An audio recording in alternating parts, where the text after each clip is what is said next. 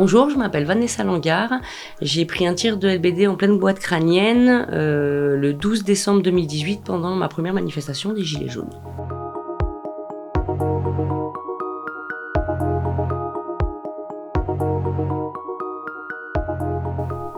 En fait, moi, ça a commencé le jour où je me suis fait tirer dessus. C'était la première manifestation où j'allais. J'ai suivi les Gilets jaunes depuis le début, mais je pouvais pas y aller parce que je m'occupais de ma grand-mère. Et le week-end où j'ai pu, j'étais en manifestation parce que c'était pour les droits de tout le monde. Contrairement à ce que pensent les gens, c'était pas que pour le prix de l'essence. Et moi, si je suis sortie, c'est parce que c'était pour les retraites. Enfin, plutôt contre les retraites, parce que ma grand-mère, ayant travaillé 35 ans dans les écoles, touchait 700 € de retraite. Et que ma mère allait être à la retraite. Et quand j'ai vu ce qu'elle allait gagner, je me suis dit, c'est juste honteux. Donc voilà pourquoi je suis sortie à la base avec les Gilets jaunes. Alors moi, j'étais pas forcément militante. Je faisais du bénévolat dans ma ville, voilà. J'ai toujours été pour aider les plus précaires. Voilà, ça a toujours été un peu mon rôle. Plus dans le 94. Et les Gilets jaunes, en fait, m'ont fait découvrir le militantisme, tout simplement. Que n'importe qui pouvait être militant et que c'était tout le monde dans la rue, tous ensemble, contre l'État. Et vu que moi, je viens pas d'une famille bourgeoise, la précarité, on connaît aussi. Donc ça me paraissait logique, en fait, tout simplement.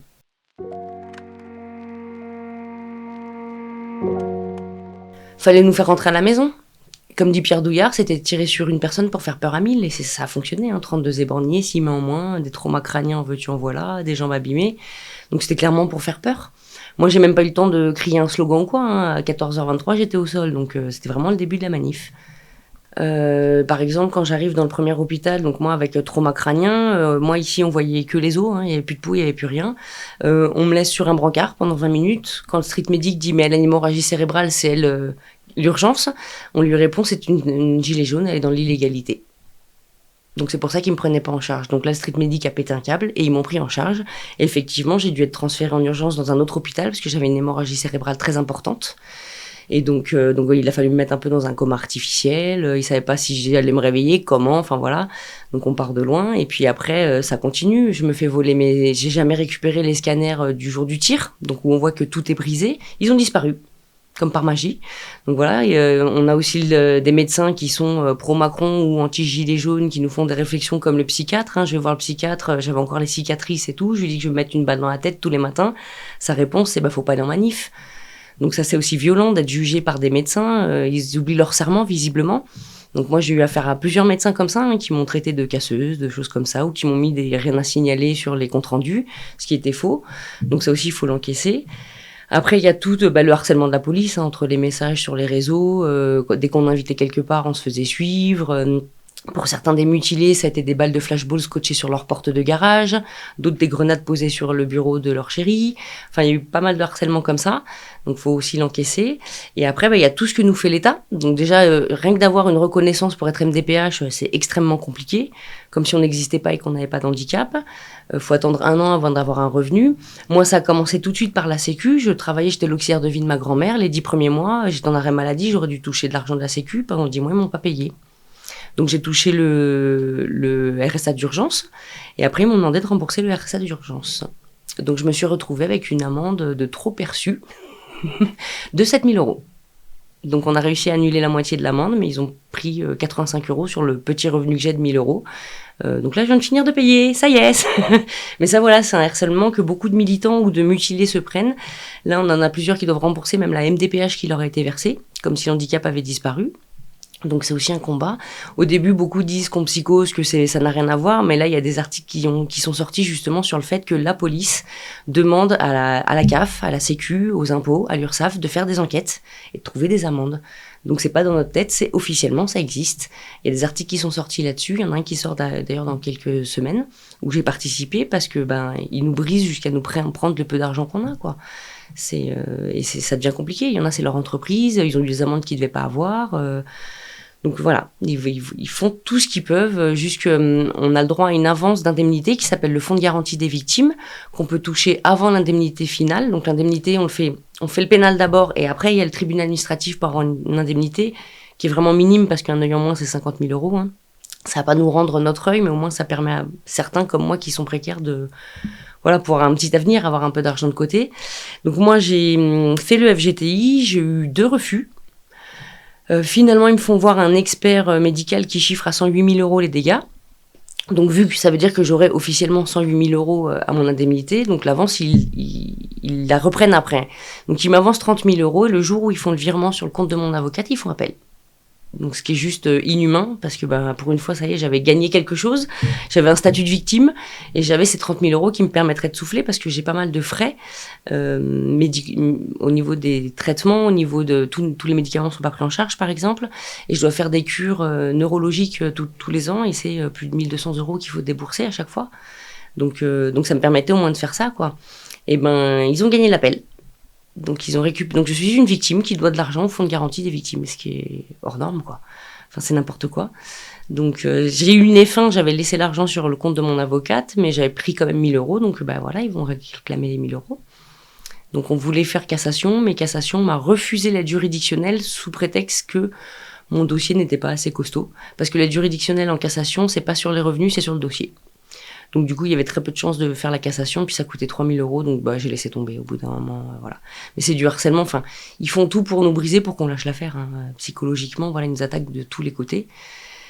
Il faut pas baisser les bras, hein. C'est pour ceux qui me regardent, je sais que c'est dur, mais faut tenir, parce que c'est ce qu'ils veulent nous faire abandonner par n'importe quel moyen. Et en plus, vu que on a eu la bonne idée de créer une association, ils nous aiment pas beaucoup, hein. Ils auraient préféré qu'on reste à la maison, pleurer et rien dire. Mais non, on a dénoncé tout ça, donc voilà, le harcèlement continue. Mais c'est vrai qu'avec tous les mutilés, on s'est vite, grâce au réseau, on s'est vite parlé. On a vite fait une première réunion, je crois que c'était à Gennevilliers, où la réunion était quand même assez dure, hein. Il y avait eu 30 blessés, on avait encore tous les marques, donc c'était très dur, hein, psychologiquement. Mais on a eu aussi le témoignage, justement, c'est ça qui nous a fait créer l'association. On a eu le témoignage des blessés avant les Gilets jaunes qui nous ont raconté leur parcours. Qui est un long parcours, qui prend des années. Nous, on n'avait pas conscience en se disant, mais il y a des vidéos, il y a des preuves, ça ira plus vite. C'est faux, hein, moi, ça fait 6 ans et je suis toujours au pénal. Donc voilà. Donc ils avaient raison de nous raconter tout ça. Et surtout, ce qu'on a entendu, c'est qu'ils ont vécu ce combat seuls. Et donc, il était hors de question pour nous qu'on vive ça seul, quoi. C'était atroce et on était plusieurs mutilés. Donc, on a vite décidé de créer un collectif, donc les mutilés pour l'exemple, qui s'est transformé ensuite en association. Donc c'est vrai qu'on avait une cagnotte qui avait été faite par Drouet au tout début. Il y avait, je crois, 150 000 € dessus. C'était sur Litchi. Donc il nous a contactés. On était en contact avec lui pour récupérer une partie de la cagnotte. Mais on nous demandait à ce qu'il y ait une association qui puisse encaisser la cagnotte. Ce qu'on a fait, l'Agora, qui nous a aidés pour justement récupérer l'argent. Et l'argent a été bloqué sur le compte de Litchi. Et au bout d'un an, on reçoit un message comme quoi l'argent n'a pas été touché. Normal, la cagnotte était bloquée. On était en train de faire toutes les démarches pour débloquer la cagnotte et donc ils ont rendu les 150 000 € aux donateurs. Donc c'est 150 000 € qu'on n'a jamais récupérés, ils ont bien été redonnés aux donateurs, bien sûr. Mais voilà, ils nous ont encore mis des bâtons dans les roues là-dessus parce qu'on peut pas nous demander de débloquer une cagnotte qui est bloquée. Donc on a essayé de la récupérer, mais malheureusement on n'a rien pu faire. Donc c'est là que nous les mutilés, on a lancé notre propre cagnotte sur Helloasso. Donc faut savoir que nous, notre cagnotte sert à payer les frais juridiques, parce que ça, avoir la justice ou essayer de l'avoir, c'est un coût. Les frais médicaux et paramédicaux, parce qu'on n'a pas de statut de victime, donc beaucoup de frais sont pas pris en charge, comme les soins psychologiques. Les dents, par exemple, sont pas du tout pris en charge. Donc il y a pas mal de choses qu'il faut payer nous-mêmes. Moi, par exemple, tous les ans, je dois faire une cure neurologique. Et donc les frais médicaux sont pris en charge, mais le logement non, et c'est 1 200 € pour 3 semaines. Donc je lance une cagnotte personnelle aussi pour pouvoir payer ces frais. Et heureusement qu'il y a cette solidarité, parce qu'on est une association totalement autonome, et si on arrive à avancer depuis 6 ans à payer tous ces frais, on organise aussi des marches, des mutilés. Les déplacements aussi, c'est payé aussi pour les déplacements quand il y a des procès, parce qu'on ne laissera jamais un mutilé tout seul à son procès. Donc si la police remplit la moitié de la salle, on remplira l'autre moitié. Voilà, on arrive aussi en force comme eux. Et donc tout ça, voilà, nos cagnottes permettent de payer tout ça. Et permet voilà de la reconstruction de plusieurs mutilés. Et c'est là qu'on a vu qu'il y avait aussi une belle solidarité dans les militants. C'est que si ça fait 6 ans qu'on existe, c'est parce qu'il y a cette solidarité. Si moi je peux me soigner, c'est parce qu'il y a cette solidarité sur ma cagnotte personnelle. Et ça, c'est un grand merci à tout le monde, parce que ça nous donne aussi beaucoup de force. Et voilà, grâce à vous tous, on est encore là. Voilà, on peut encore taper du poing sur la table, on peut encore se soigner, on peut encore faire des prises de parole grâce à cette solidarité. Donc n'hésitez pas à partager notre cagnotte, à en parler. Donc vous pouvez la trouver sur nos réseaux sociaux, sur notre site internet, ou nous contacter même en privé. Et voilà, et on a besoin, pas forcément d'argent, hein, aussi, ça peut être des vêtements, ça peut être des produits pour le bureau, hein, des cartouches d'encre, ça peut être un peu de tout. Donc, ou s'il y a des médecins aussi, parce qu'on est aussi à la recherche de médecins, parce que les frais médicaux ont un coût. Il faut savoir qu'aussi les mutilés ont des frais au niveau des kinés, parce qu'en fait, Quand on se fait tirer dessus avec un LBD, c'est pas que l'impact qu'on se prend là, c'est tout le corps qui sert d'airbag. Une balle à 320 km/h, faut bien se douter que notre corps, il a pris. Et donc, on a tous des problèmes de dos. Et pour les éborgnés, il faut savoir, moi, je tourne jamais la tête de ce côté vu qu'ils voient rien. Donc, du coup, j'ai un décalage des épaules, du dos, de tout ça. Donc, kiné aussi. Et donc, on a des kinés qui nous prennent pas grand-chose. On a trouvé aussi un psy qui nous aide et qui nous prend pratiquement rien. Donc, petit appel, s'il y a des kinés, des orthophonistes, des dentistes, des neurologues, des neuropsys qui veulent nous aider pour des traitements, pour des choses comme ça, contactez-nous parce qu'on en a besoin et que le choc post-traumatique part pas comme ça. Donc, on a besoin d'aide et on n'a pas forcément le budget pour aider tout le monde. Donc, du coup, si on peut avoir des médecins qui nous aident, contactez-nous, vous serez les bienvenus. Plus, ils peuvent retrouver des pulls et des sacs qui vont bien. Oui, et on vend aussi les t-shirts qui sont ici. On vend des sweats, on vend des top bags, on vend des badges qui permettent aussi de cagnotter, voilà. Donc, et puis, ça permet aussi de faire passer le message parce qu'un top bag, ça fait souvent des rencontres dans la rue. Donc, c'est pas mal.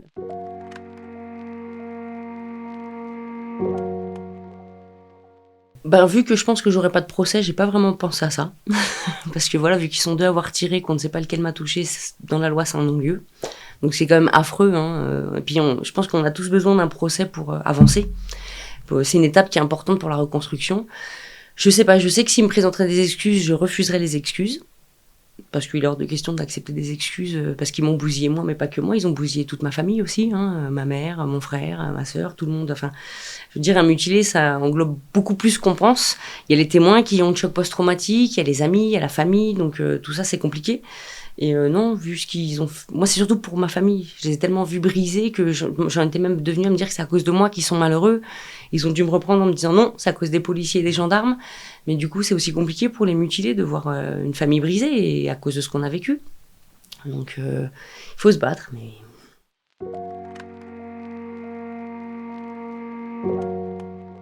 Alors, oui, je recommence. Ça peut paraître bizarre, mais j'y retournerai, je revivrai ça.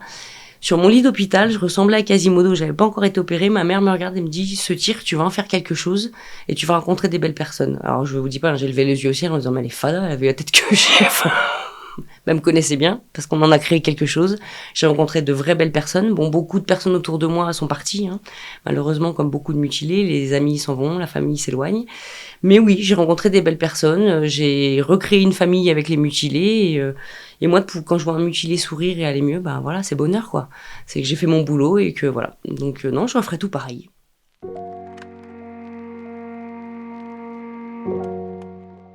S'il donnait justice à un mutilé ou à un tué par la police, ça ferait une jurisprudence. Donc voilà pourquoi on ne condamne jamais ni la gendarmerie, ni la police. Parce que sinon, ça ferait une jurisprudence... Enfin, jamais. 6 mois de sursis, pour moi, c'est pas une peine, mais c'est le maximum qu'on a pour un procès. En général, c'est classé sans suite. Il faut savoir que 90% des mutilés ont eu un non-lieu ou un classement sans suite, sans procès. Et pour le peu qu'on ait des procès, on est traité comme des coupables et pas comme des victimes. On est traité comme des moins que rien. Et on n'obtient jamais rien. Ils utilisent la légitime défense tout le temps, alors que légalement, un tir dans le visage est illégal. Donc c'est ça qu'on devrait retenir, il n'y a pas de justice en France, parce qu'ils protègent le bras armé de l'État déjà, et que s'ils condamnaient, jurisprudence, donc il ne faut surtout pas faire ça. Ils sont protégés, c'est l'État qui paye les avocats, enfin c'est la police, c'est quand on arrive dans une salle de tribunal, la moitié de la salle est remplie de policiers. Donc c'est une pression jusqu'au bout, jusqu'au dernier moment, on a cette pression. Puis on a aussi les regards, les moqueries quand on sort du tribunal par les policiers. Enfin voilà, ils ont tous les droits. Et c'est pas eux qui payent les indemnités, c'est pas eux, donc ils continuent. Si un policier devait payer les 50 000 € d'indemnité pour un œil en moins, peut-être que ça les calmerait. Je pense. C'est pas à l'État de payer pour moi, c'est pas à l'État de payer les indemnités, mais c'est aux policiers. Ce serait plus logique et peut-être que ça empêcherait d'avoir des mutilations parce que ça sort de leur poche. Voilà. Mais là, ils payent rien. Ils s'en sortent toujours comme des héros. Et puis, nous, on est des merdes, quoi. Clairement, on n'existe pas. Donc c'est dur, C'est dur, même d'avoir un procès, de se faire traiter de coupable. C'est extrêmement dur. Il y a des propos qui sont vraiment durs à entendre. Par exemple, dans mon cas, à l'IGPN, ils ont trouvé ceux qui portaient le LBD, mais ils ne trouvent pas les tireurs. La juge, qui était sur mon dossier au début, refait l'enquête avec les mêmes informations que l'IGPN et trouve 2 tireurs. Donc si la juge peut les trouver, l'IGPN aurait dû les trouver. Donc voilà, on voit qu'il y a quand même des lacunes là-dedans, qu'il y a aussi sûrement il y a peut-être des policiers de l'IGPN qui font très bien leur travail, mais il y a aussi les gradés au-dessus qui bloquent. Et donc voilà, c'est ce qui fait que ça donne jamais rien. Donc ça aussi, il faut le recasser, il faut faire autrement, il faut que ce soit indépendant. Et pour qu'on puisse essayer d'avoir des vraies enquêtes et une vraie justice. Parce que c'est pas normal qu'avec toutes les caméras qui est, on trouve pas des tireurs. Pareil, il faut aussi changer cette loi. Les vidéos de surveillance sont gardées 28 jours. Moi, par exemple, je pouvais pas parler, donc j'ai déposé plainte 34 jours, plus de vidéos. Donc heureusement qu'il y avait des journalistes. Ça m'a permis d'avoir des vidéos, mais sinon, il y avait aucune preuve. Donc, et si on lit les dossiers, c'est toujours insurrectionnel, c'est toujours ceci, cela, ce qui n'est pas forcément vrai. Donc qui font pas partie des chaînes de télé qui sont venues vers nous et qui nous ont permis de dire la vérité. Moi, ça a commencé en février avec Street Press. J'ai fait ma première interview. Donc pas facile, parce que moi, j'étais quelqu'un de discrète, et là, voilà, faut raconter son histoire, mais ça permet aussi de vider son sac, ça permet aussi de dire ce qui se passe, et d'éviter que les médias matrixent trop les gens en nous faisant passer pour des violents, des casseurs, des gens qui méritaient, quoi. Même si je suis désolée, casser une vitrine ne mérite pas de perdre un œil.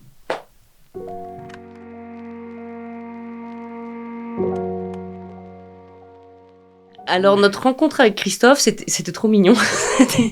On était au tribunal pour Mélanie, et Christophe était là, et donc je le reconnais, parce que ma mère lui avait écrit à l'époque en lui disant que si mon père était encore en vie, il aurait réagi comme lui, donc bravo, elle le félicitait. Et puis on se regarde, et on n'ose pas aller l'un vers l'autre, puis finalement on va se parler, et puis là j'ai ce grand bonhomme qui a les larmes au bord des yeux, qui me dit « je suis tout petit à côté de vous », quoi. Et donc là, voilà, on pleurait tous les deux. Je lui dis, mais non, c'est génial ce que t'as fait. Et je me suis, j'ai connu Christophe comme ça. On est devenus amis. Et c'est une très belle personne qui, contrairement à comme nous, on nous a traités de casseurs, de violents. Mais non, c'est quelqu'un qui est adorable, qui a un cœur énorme, qui n'est pas violent pour un sou. Juste, il en a eu marre de voir des gens se faire tabasser. J'ai la colère du peuple qui est en moi. Je vois tous ces présidents, je vois tous ces ministres, je vois tout l'État se gaver, se pomper. Ils sont même pas capables de montrer l'exemple. Ils nous montrent pas l'exemple. Ils se gavent sur notre dos. C'est toujours nous les petits qui payons. Voilà. Moi, quand j'entends les gueux, quand j'entends les sans-dents, moi, je me sens concerné. Donc il a réagi et voilà. Depuis, on est très proches et on lutte ensemble. Hein.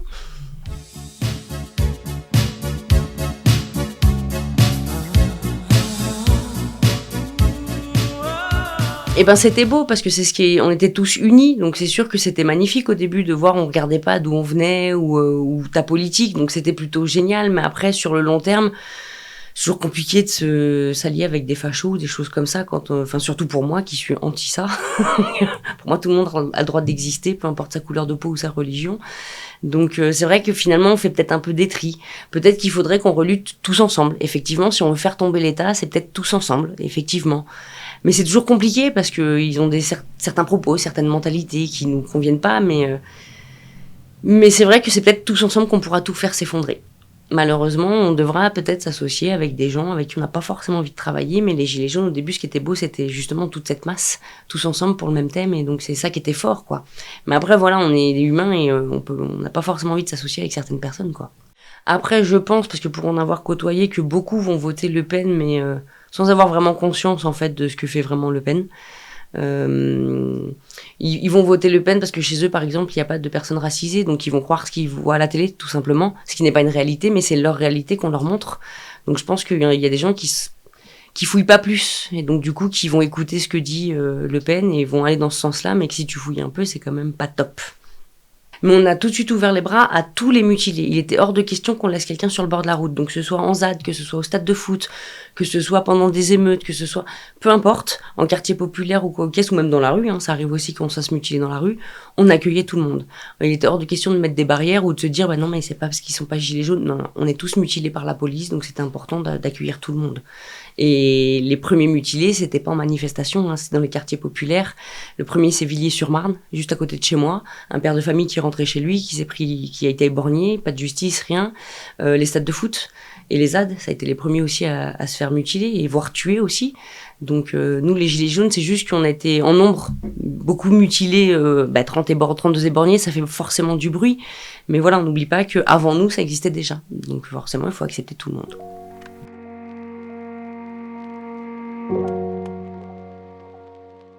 Je pense qu'il faut peut-être arrêter les manifestations mais faire des vrais blocages. Et le 10, j'ai trouvé que dans beaucoup de villes, moi j'étais à Tarbes par exemple, ça distribuait des flyers, donc j'étais un peu déçue parce qu'il fallait bloquer quoi. Donc je pense qu'il faut aller sur des points intéressants, importants, et faire un vrai blocage. Parce que les manifs, ça part se faire mutiler, ça amène pas à grand chose, même s'il faut en faire, faut aussi faire du bruit. Mais je pense que oui, il y a des blocages importants, et un truc tout bête, les mutilés, on se met devant LCTEX par exemple, ce serait pas mal, parce que dès qu'on est devant des trucs qui fabriquent les armes, ils arrêtent de produire. Donc voilà, c'est des choses qui seraient importantes, se mettre, s'en prendre vraiment à l'État.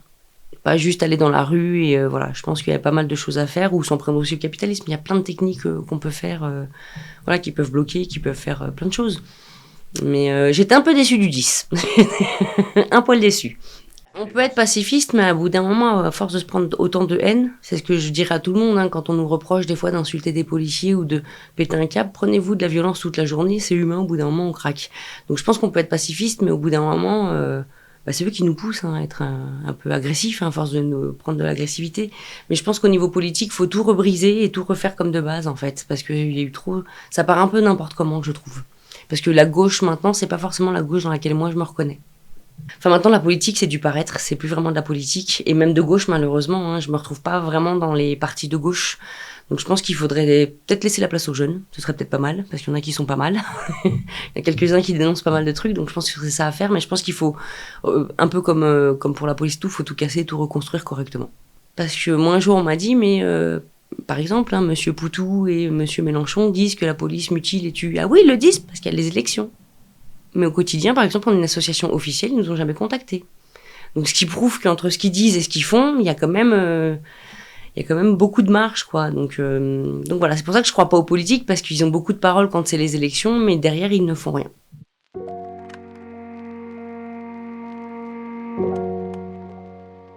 Je sais pas, parce qu'en soi-même, je me mets pas la police en tête pour m'empêcher de vivre. Donc je sais pas. Honnêtement, je sais pas. C'est une bonne question, mais j'ai jamais pensé s'il y avait 24 heures sans police. J'irais peut-être frapper à la porte de Macron, ils seront pas là pour nous empêcher. On irait peut-être à l'Elysée, du coup, ce serait plus simple. Par exemple, où je vais vider leur stock d'armes. Ça, c'est pas mal aussi. C'est une bonne idée, ouais.